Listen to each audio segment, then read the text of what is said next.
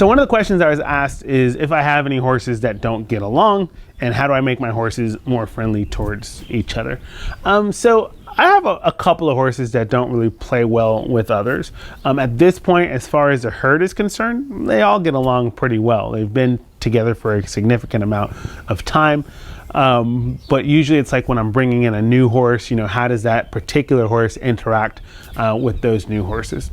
One of the things that I do when I bring in a new horse or new horses to each other, I kind of acclimate them to each other in 3 simple steps. So one is I let those horses be comfortable in their new environment, just kind of independently. So I would have the new horse separate, but he would have opportunities to call out, to smell, to experience the other horses.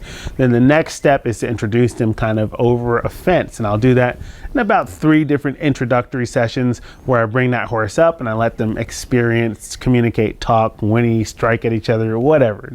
But I'm gonna do it in a safe manner, okay? We don't want anybody getting hurt.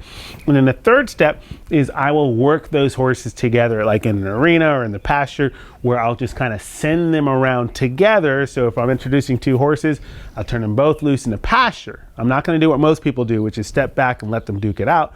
I'm going to start driving and moving their feet, so that while I'm moving their feet, because they're always going forward, they can still jockey for position and communicate amongst themselves, but they're not going to hurt each other or pin somebody in a corner and kick the crap out of them or something, because those feet are moving and I'm directing that movement. By directing that movement, I'm setting the tone of their relationship, what the expectations are going forward, not just letting them randomly choose whether they like or dislike this horse.